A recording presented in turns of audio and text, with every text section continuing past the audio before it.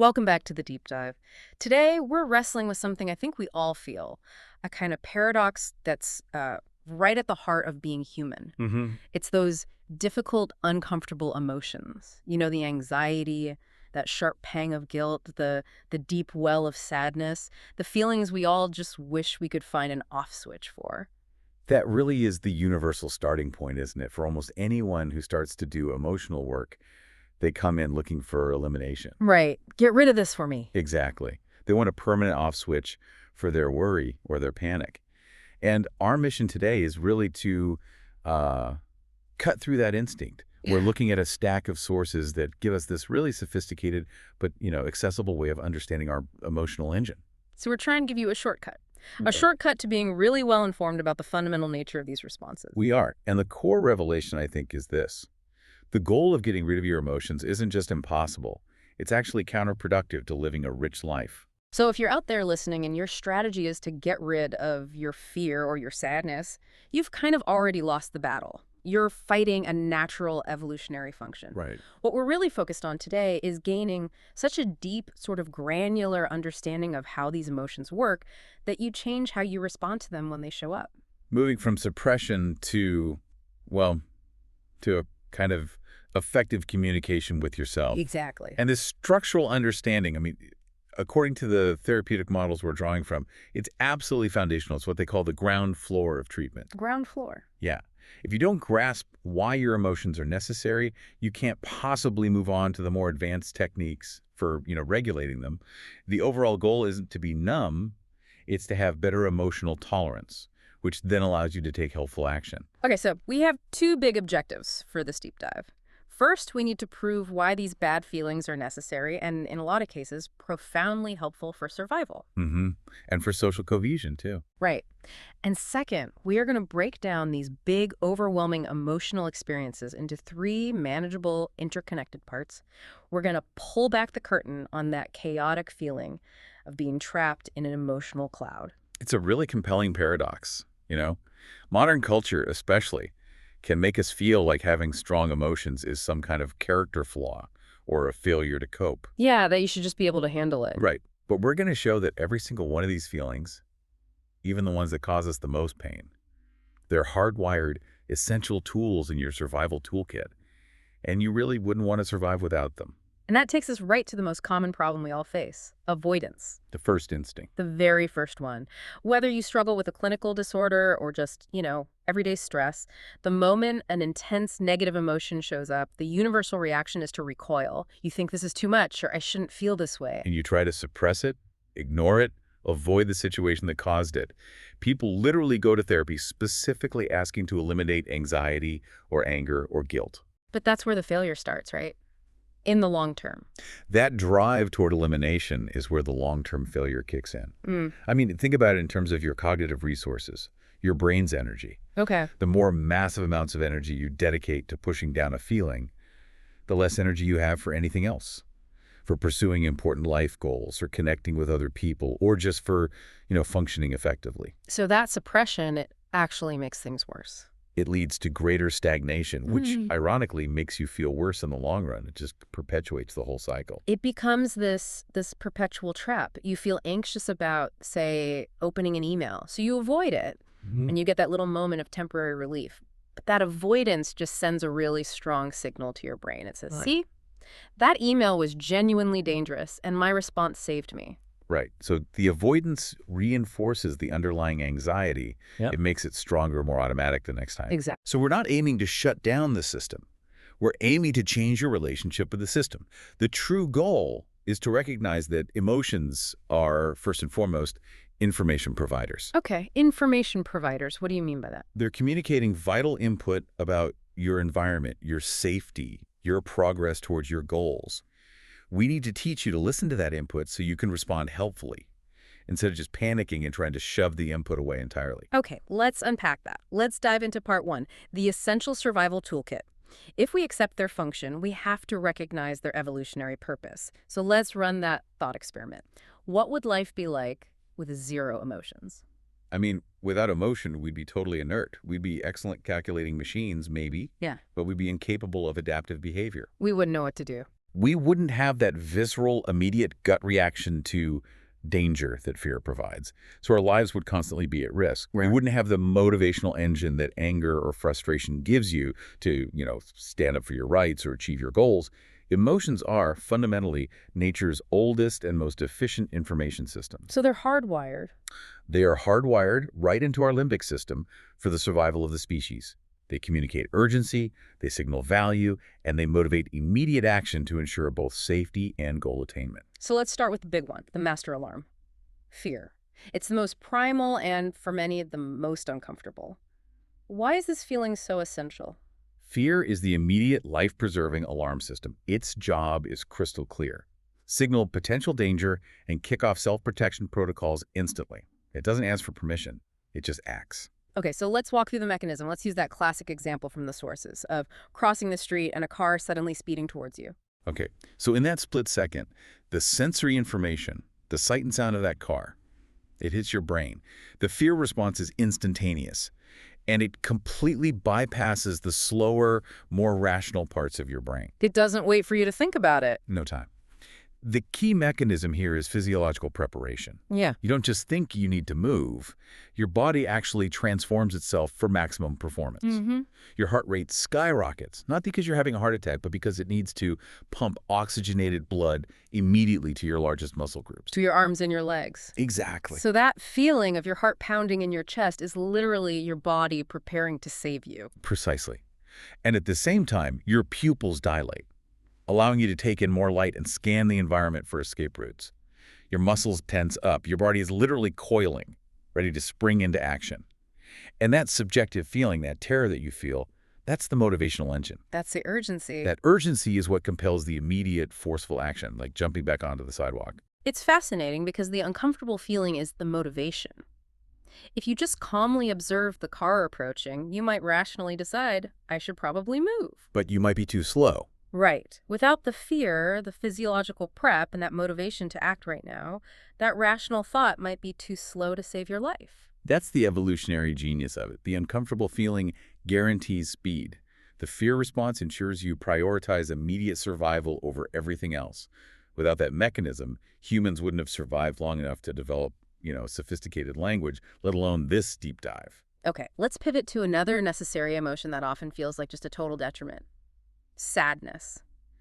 If fear is about immediate physical preservation, what function does sadness serve? We're so culturally trained to see sadness as something to be, medicated or distracted away immediately. Sadness is the natural response to loss or disappointment or a really significant setback. But crucially, it also surfaces when we notice a fundamental gap between our current reality and our deeply desired life goals. Like what you wish your career looked like or your relationship. Exactly. That feeling of longing or loss provides really profound information. So what does that information tell us? And how does the physical response support that? Physiologically, sadness is associated with energy conservation. You feel that generalized heaviness in your body, a drop in motivation, and just profound tiredness. Which feels awful. It does, but it's not laziness. This is your body signaling that you need to pull back, reduce your external energy use, and dedicate resources internally to processing the loss. So if we use the breakup example, if you immediately tried to just, go out every night and maintain a crazy social calendar, you wouldn't have the mental space to understand what just happened. You wouldn't. Withdrawing allows for reflection. It gives you space to process what went wrong, what you learned about yourself, and what characteristics you genuinely need in a future partner or a future situation. If you avoid the sadness with constant distraction, you miss that crucial reflective period, and you just set yourself up to repeat the same unhelpful patterns. But there's a vital social layer to sadness too, right? I mean, we are social animals. Absolutely. Sadness has a very powerful signaling function. Yeah. When a person displays sadness, crying, slumped posture, less engagement, it serves as a nonverbal cue to their social group that they're temporarily vulnerable and they need support or comfort. So it's a call for help. It is, because humans thrive in cooperative groups, expressing that vulnerability naturally triggers empathetic responses in other people. It draws resources, support, and connection toward the person who's grieving. So feeling sad isn't a signal that you're failing. It's a hardwired mechanism that helps you process on your own and also recruits social aid. We are literally built to seek comfort through this expression. That's the core realization. Sadness, this uncomfortable, heavy emotion, is actually a life-sustaining force for self-correction and social integration. Okay, now let's tackle anxiety. This is the emotion that drives so much of the avoidance behavior in modern life. I think a lot of listeners probably feel like this is the most consistently useless emotion they have. Right. It can certainly feel that way when it gets out of control. So how does it serve an adaptive purpose?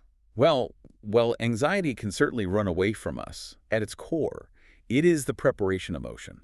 It's future-oriented. It alerts us to important situations that are up ahead, demanding our focused attention so we can prevent or, lessen a potential negative outcome, a threat. So it's not the immediate alarm of fear, it's more of a persistent, low-level alert system. Precisely. Think about that big presentation you have to give at work next week. The anxiety that starts to bubble up isn't paralyzing fear. It's an internal signal flagging the importance of that event and the potential negative consequences if you fail. And what does that signal motivate you to do? It motivates intelligent, organized preparation. The slight discomfort of that anxiety is what pushes you to start practicing your slides, to anticipate difficult questions from the team, to gather your data, and to mentally rehearse the whole thing. So anxiety here is functioning as a kind of high-powered cognitive fuel. It is. Without it, you might just feel indifferent, walk in totally cold, and fail disastrously. The functional anxiety makes sure you walk in ready, confident, and prepared, which reduces the actual risk. The summary here seems clear. These uncomfortable emotions are essential for mitigating physical risk, like with fear, Right. for processing loss and getting social support with sadness, Mm. and for ensuring future success through preparation with anxiety. We wouldn't want to get rid of any of them. They are the essential toolkit. And once you can really accept that premise, then you can move on to analyzing the more complex, nuanced interpersonal emotions. That brings us smoothly into part two. Boundaries, standards, and the complex roles of conflict emotions. So these feelings aren't about lions or buses. Yeah. They're about how we navigate being complex people in a world full of other complex people. And what's fascinating about this next set of emotions is how they're designed to maintain social justice and self-worth. They push beyond just immediate physical survival and into the realm of, civilized cooperation. Let's start with anger and frustration. In modern society, anger is often seen as inherently toxic, yet we know it must serve some kind of purpose. What is the adaptive function of anger? Anger is the natural motivated response when we feel that our rights, our property, or our goals have been wronged or blocked. It's an internal alert system for injustice. So it's a justice alarm. In a way, yes. Its function is absolutely vital. It alerts us when our boundaries have been crossed, and it provides the motivational energy we need to take corrective action or to defend ourselves. It's the energy that says, I have to stand up for myself right now. Yes. Let's use that phone company example. You discover hidden fees on your bill. That triggers a surge of heat and alertness, the feeling we call anger. Right. That physical and cognitive activation is signaling unfairness. If you only felt mild annoyance, you might just pay the fees to avoid the conflict. But anger gives you that righteous indignation and the focus to call customer service, demand a supervisor, and forcefully negotiate the reversal of those charges. So the emotion of anger actually empowers you to correct the wrong and reestablish a fair boundary, whether that's with a huge corporation or, in a personal relationship. And crucially, anger also acts as a social signal. Expressing firm, non-destructive anger signals to the other party, the phone company agent, or the friend who broke a promise, that they have crossed a line. It sets a social marker for what's acceptable in the future. So the problem isn't the emotion. No, the problem is not the emotion itself.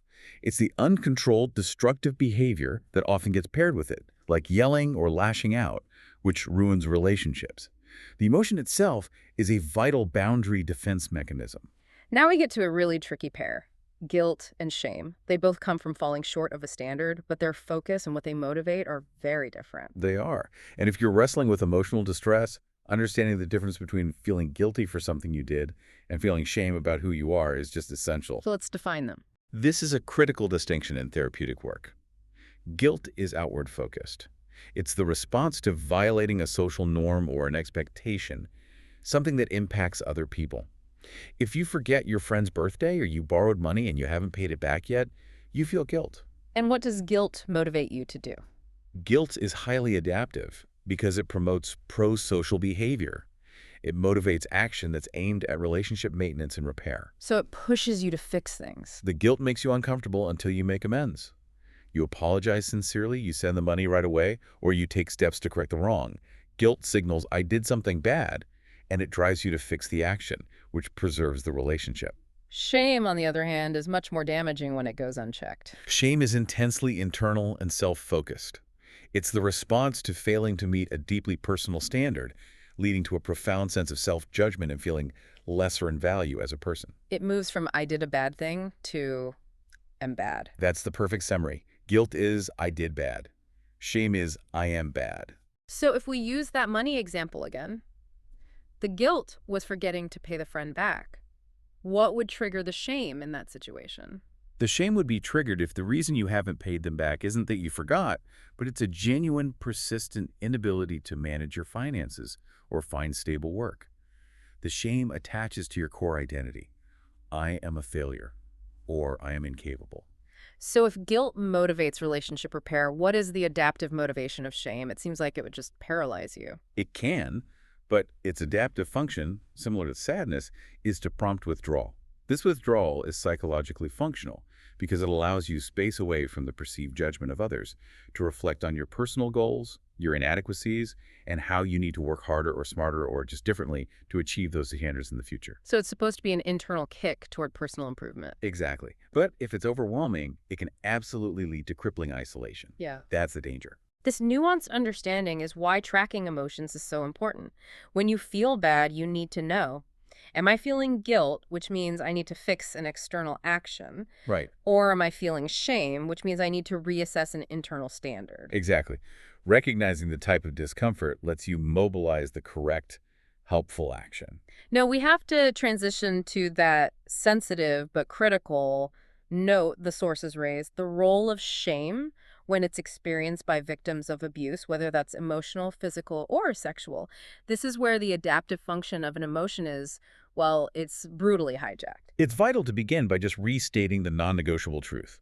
Abuse is never, ever the victim's fault. Absolutely. However, when we look at the evolutionary function of emotional displays, we can start to understand why shame often manifests in these horrific situations and why it so often persists long after. How does this typically show up in the moment of trauma? In the terrifying context of an ongoing abusive interaction, particularly a physical confrontation, the nonverbal communication of shame, the tears, the inability to look up, the head-down posture, the reduced resistance, it serves to communicate submission to the aggressor. And the adaptive function kicks in because submission can sometimes be a protective behavior. It can be. The primary protective goal in that moment is to de-escalate the abuser. While it's devastating psychologically, this act of submission, of not fighting back, might prevent the abuser from escalating to physical harm or maybe stop a beating sooner. In that moment, the shame response, by facilitating that submission, is serving a temporary, desperate survival function. But the trauma ensures that feeling of shame doesn't just go away when the immediate threat is over. No, that's the psychological cost.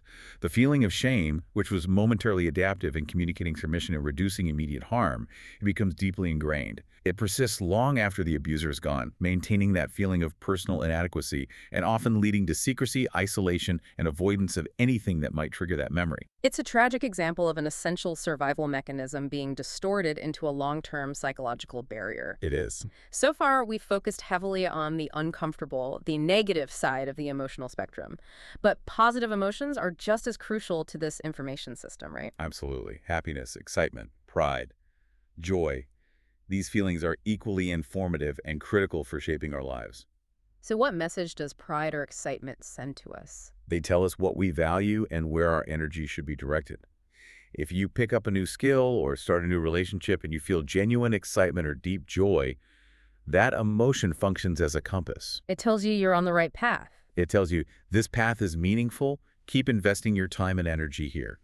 Positive emotions provide necessary life direction, and they reinforce healthy adaptive behaviors. And we even see an avoidance paradox here, which might seem counterintuitive. I mean, why would anyone avoid feeling happy? Well, there are a few reasons, and they're usually rooted in a fear of loss. Some people deliberately temper their excitement, refusing to get their hopes up too high. They worry that if they allow themselves to feel intense joy or excitement now, the inevitable end, the disappointment or the loss, will be that much harder to bear. So they try to regulate the emotional teak to soften the inevitable valley. It's a preemptive psychological defense. It is. And another context, which we often see with individuals experiencing chronic depression, is avoiding positive social experiences altogether. How so? They might avoid a party because they know they won't enjoy it as much as they used to, and that stark contrast between their own internal experience and the external joy of other people is itself a source of distress. They avoid socializing to avoid that painful realization of difference. So the ultimate conclusion for this entire section is that emotional health requires allowing the full range of emotions to communicate their necessary information. If you suppress the negative, you lose the ability to correct course. And if you suppress the positive, you lose your sense of direction. That's the critical takeaway. Emotions are hardwired, and acceptance is the first necessary step. It is. But acceptance doesn't mean being overwhelmed by them. Which brings us back to that listener's question. If fear is adaptive, why do I feel debilitating panic for no discernible reason? Or, how does normal sadness turn into crippling, cyclical depression? The short answer is that emotions become dysfunctional and overwhelming, not because the initial signal is faulty, but because of how we as individuals interpret, amplify, and most importantly, respond to them. The emotion itself is a natural event. It's the subsequent feedback loop where the problem develops. And to conquer that feedback loop, we have to break down that overwhelming feeling, which takes us to part 3, deconstructing the emotional experience. Indeed. When someone reports feeling overwhelmed, the emotion feels like one giant, indivisible phenomenon. That cloud analogy is perfect. But to regain control, we have to dissect the experience into 3 distinct, manageable components. Once you can see the parts, you can begin to influence the whole. And the 3 components are cognitive, physiological, and behavioral. That's them. Let's start with component 1, cognitive. What you think? This component is fundamental. The relationship between your thoughts and your feelings is a dynamic two-way street. Your interpretations, your assumptions, your core beliefs about a situation dramatically color the emotion you feel. And the reverse is true, too. Absolutely. The emotion you are currently feeling heavily filters the kinds of thoughts you are even capable of having. Can you give us a clear example of how a thought influences an emotion? Sure.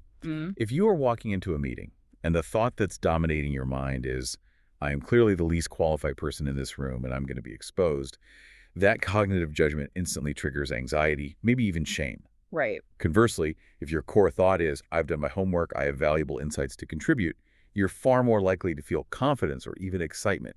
Your thoughts are the narrative lens through which you view reality. And the flow back, where the emotion influences the thought. This is often really insidious. If you are already feeling intensely sad, your cognitive filtering system becomes biased toward negativity. You are much more likely to pull up self-defeating or hopeless thoughts like, this sadness will last forever, or I always messed everything up, even if the evidence suggests otherwise. So the emotion creates its own cognitive evidence to support its own existence. It does. It's a self-fulfilling prophecy. This is the first place you can gain control then. By identifying the specific, usually automatic thought, the narrative that accompanies the emotion, you gain some leverage. What were those cognitive inputs the last time you felt a sharp spike of anger or intense guilt? Pinpointing those specifics moves the experience from just a generalized bad feeling to a specific, editable piece of data. Okay, moving to component 2. Physiological, how you feel in your body. This is the physical hardware kicking in, preparing for action. That's right. Every single emotion, from excitement to terror, manifests physically. The body transforms to prepare for the adaptive action, whether that action is fighting, fleeing, withdrawing, or connecting with someone. We discussed fear, but let's detail the physical sensation of some other common, maybe less intense emotions. Okay, let's take common anxiety, not full-blown panic. You might notice sweaty palms, a persistent knot in your stomach, or a generalized muscle tension in your neck and shoulders. These are all subtle physiological alerts, signaling that something important is happening and requires your preparation. That knot in the stomach. That's the nervous system tightening up, demanding your attention. And what about anger? What does that feel like physically? Anger often involves a sensation of heat, a flush spreading across your chest or your face, along with jaw clenching and a rigid posture. The blood is being shunted to your extremities and your large muscles, literally preparing your body for confrontation or forceful boundary assertion. And the physiological response to sadness, that tiredness you mentioned, what purpose does that serve again? It's the energy drain, the heavy limbs, the profound lack of stamina. It's forcing metabolic conservation. Your body is essentially saying you are undergoing a major psychological event, shut down non-essential functions, and conserve energy for internal processing and healing. So the body's constantly talking to us. The actionable step here is translation. What specific physical sensations come with your excitement, your panic, your anger, or even your deep embarrassment? By identifying them, you depersonalize the feeling a bit. Yes, it stops being I am anxious and starts being my heart rate is increasing and my palms are sweating. That objective observation is critical for decoupling the emotion from yourself. It is. That brings us to component 3. Behavioral, what you do, or what you feel the urge to do. This is the action tendency that's linked to the emotion. This is the critical I put component. Yeah. Every emotional state is paired with an action tendency. Fear has the urge to flee, anger has the urge to confront, sadness has the urge to withdraw. These urges are the original adaptive mechanism in action. But this is where we so often run into problems. Acting on the strongest urge might feel good in the short term, but it often works against our long-term goals. That's the core engine of emotional dysfunction right there. Strong emotions, especially the uncomfortable ones, motivate behaviors that offer immediate relief, even if those behaviors are intensely unhelpful for achieving your goals. So for instance, if profound sadness hits, the urge is to withdraw. What's the unhelpful behavior that's driven by that urge? Excessive withdrawal. Instead of taking some necessary time for reflection, the urge is often to shut down completely, to sleep for 12 hours, stay in bed all day, or engage in compulsive viewing of television or social media just to distract from reality. And these behaviors deliver that short-term relief. They do, but they prevent the necessary processing and forward momentum. What about the behavioral urge driven by intense anxiety, especially social anxiety? It's avoidance and escape. The urge is to get away from the source of the anxiety. That might look like quickly leaving a party or constantly checking your phone to look busy or simply refusing to answer the phone or leave the house. Any action that removes the perceived threat, thereby dropping the physiological arousal. And the urge driven by shame or guilt? Again, often withdrawal or avoidance.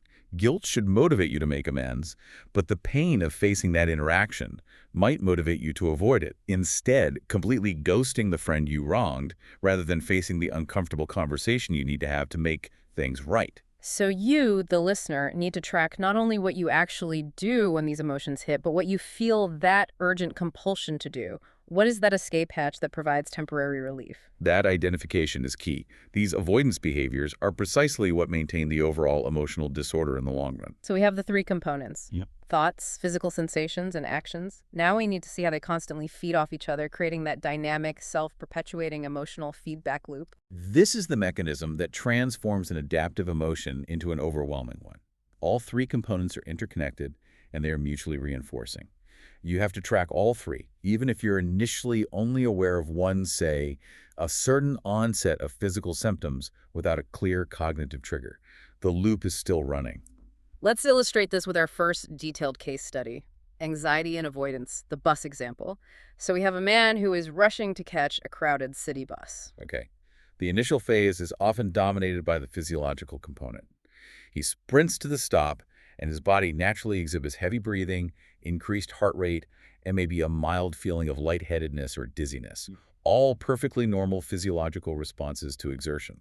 But then the cognitive component misinterprets those normal physical signs. Exactly. The cognitive response is catastrophic. Instead of thinking, wow, I just ran 3 blocks, his mind immediately jumps to, this is really uncomfortable. My heart is racing for no reason. I must be losing control, or I'm going to have a full-blown panic attack on this crowded bus, and everyone is going to see me.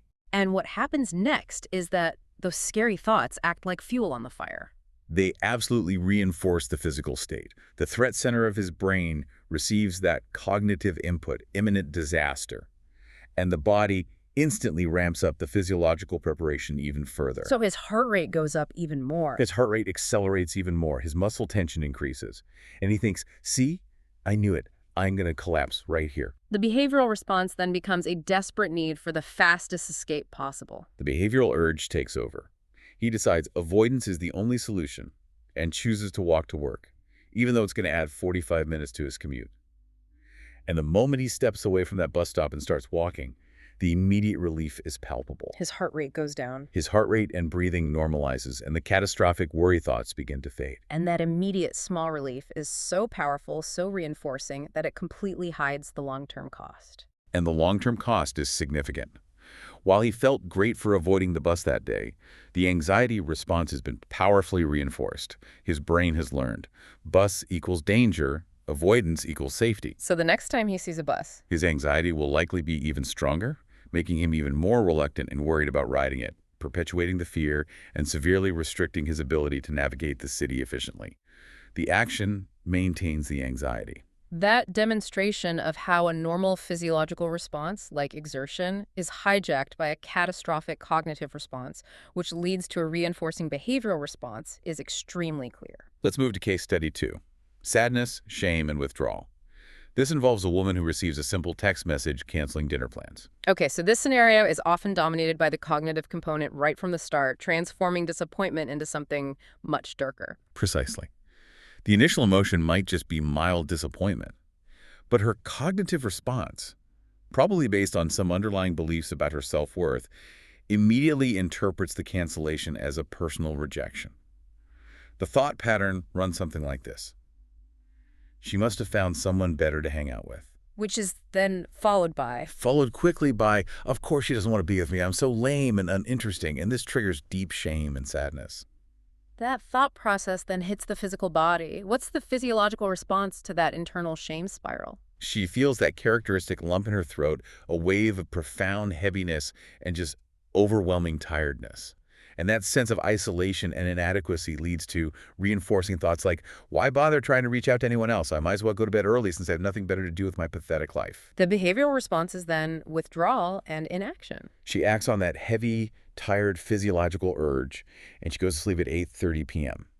And just like the man who avoided the bus, she gets an immediate short-term reduction in pain. Lying down eliminates the social comparisons, the shame thoughts decrease, and the uncomfortable sensations subside. She achieves a kind of temporary emotional safety. But the long-term cycle is created right there in that bed. It is. Sleeping too much, which is a key avoidance behavior for people struggling with depressive symptoms, is highly correlated with increased levels of depression severity over time. The withdrawal provides comfort now, but it deepens the underlying emotional issue by cutting her off from potential positive reinforcement and reinforcing that cognitive belief that I am alone and incapable of coping with my life. So the temporary relief of withdrawal maintains the shame and sadness long-term. Exactly. These case studies really underscore the impossibility of simply wishing away the emotion. The only way out of the overwhelm is to deconstruct the loop, to interrupt the catastrophic thought or redirect the action or manage the physical reaction. That's the actionable conclusion. Paying disciplined attention to this process, identifying the exact cognitive, physiological, and behavioral components, is the essential first step in understanding how your specific emotional experience goes from being adaptive and informative to being dysfunctional and overwhelming. This is why the sources provide a systematic method for tracking. The actionable assignment for you, if you're listening right now, is to begin using this three-component model thoughts, physical sensations, behaviors, to track at least one strong emotional experience every single day over the next week. And we should emphasize a common challenge here, which is avoidance. If you are tracking and the emotion you truly want to work on, say high-stakes guilt or panic about public speaking, if it isn't showing up, it's probably because you are successfully avoiding all the activities that might provoke it. Which means the homework requires intentional engagement. You have to lean in a little. Absolutely. You cannot analyze a mechanism that is locked away in storage. Yeah. You may need to proactively plan a mild, goal-oriented activity this week that you know will trigger the target emotion, even a small social interaction or a challenging email, just to generate the experience you need to analyze. You need the data to break the cloud. This intentional exposure, combined with the rigorous analysis of the three components, is what begins to deflate that overwhelming emotional feeling. It shifts you from being a passive victim of the emotion to being an active scientist observing its inner workings. And that is the first victory on the path to improved tolerance. Okay, let's bring this deep dive to its conclusion. We've established the ground floor of emotional competence. We have. And we should reiterate the core lesson. All emotions, even those we label as negative, are profoundly necessary. They are hardwired, vital communication tools that motivate us towards self-defense, goal achievement, relationship repair, and social support. Accepting their necessity is paramount.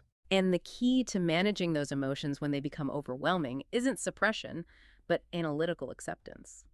And that acceptance is achieved by breaking down that chaotic feeling into its three manageable components: what you think, cognitive, How you feel physically? physiological, and what you do or feel compelled to do, behavioral. This deep understanding of the emotional feedback loop is the foundation.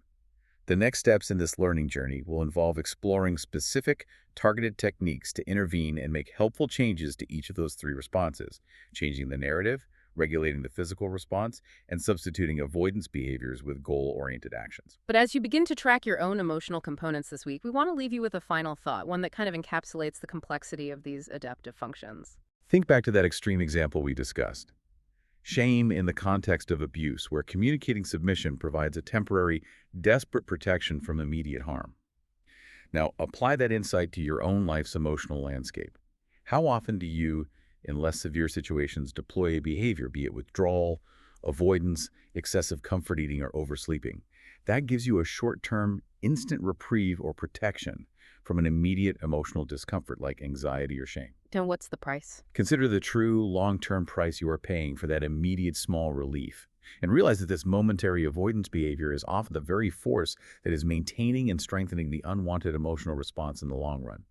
That recognition is the point where the cycle begins to break.